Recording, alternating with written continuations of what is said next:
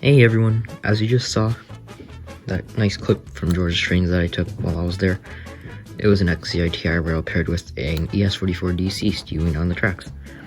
Now I also got a few things from there, so I figured I'd do a haul tour.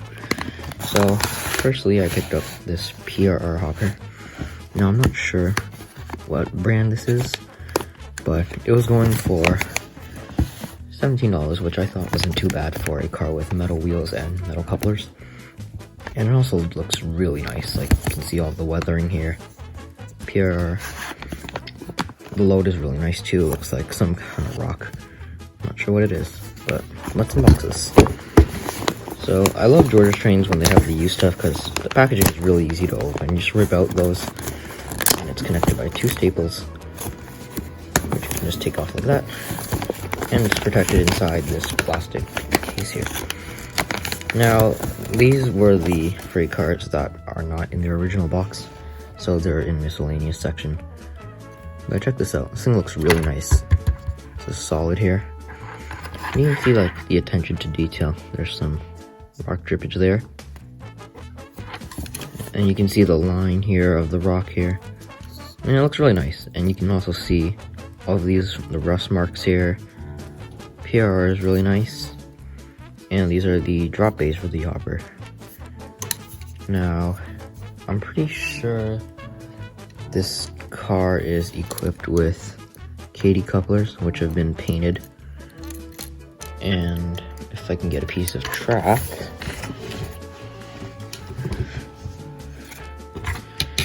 I just got a piece of Bachman Easy Track. It rolls pretty well. Pretty free rolling. The car does not have any body wobble at all. That's why it's just shaking the car off the tracks. Now the next thing that I got was some Katy couplers, which are a long shank one.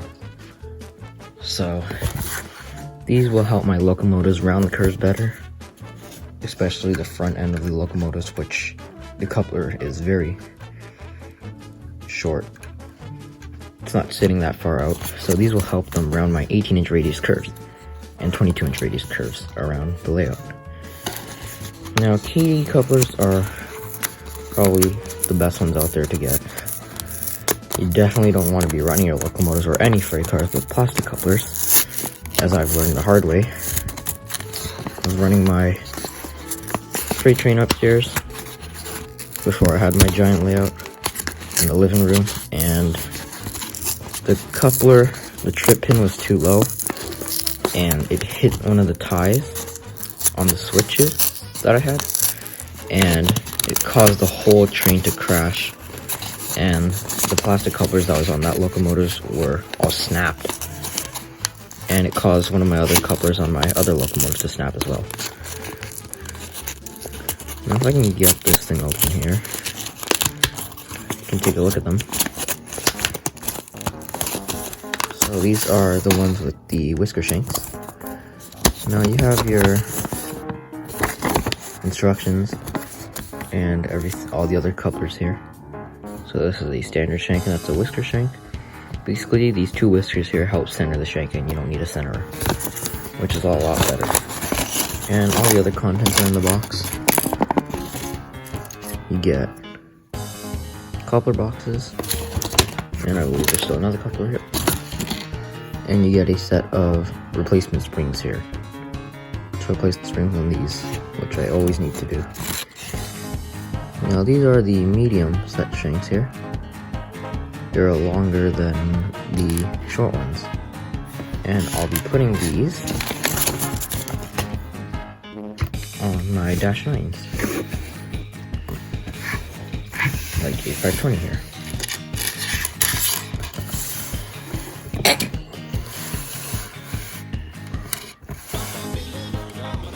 Now I'm gonna go ahead and flip the locomotive over. I have a foam sheet protecting the engine here, so when I turn it over, nothing will get damaged.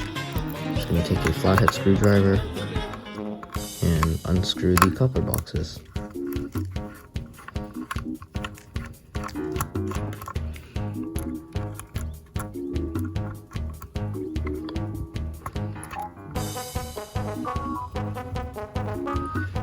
And this time the screw fits in perfectly fine.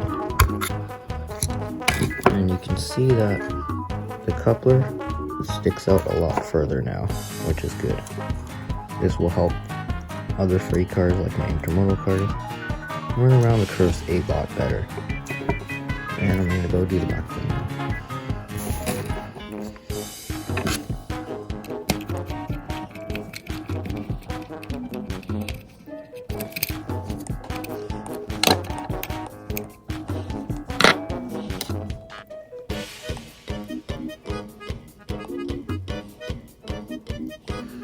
I'm just going to insert the coupler box back in, just like that.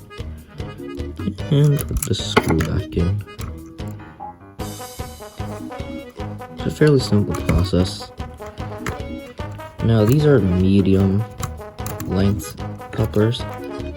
They do sell long ones. So for your 80-foot box cars, your auto racks, and you're running them on 22-inch radius curves or 18, those ones might be a better option than the mediums. They also sell the short ones too, which I've been usually using. And the trip pins might have to be adjusted depending on your coupler height. I'm not sure about mine, I don't have a coupler check height, but I might get one in the future. So those are couplers. And I might put them on my other locomotives since I have 2 more, but I'll do those off camera to save time. And the last thing that I purchased was these giant sheets of cork. Now these are quite big, and I'm going to be using these for the intermodal layout. Well, the intermodal section of the layout.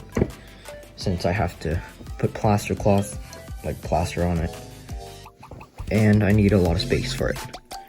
So that's about everything that I got from the train store today. I hope you enjoyed this video, and I'll see you in the next episode. Bye.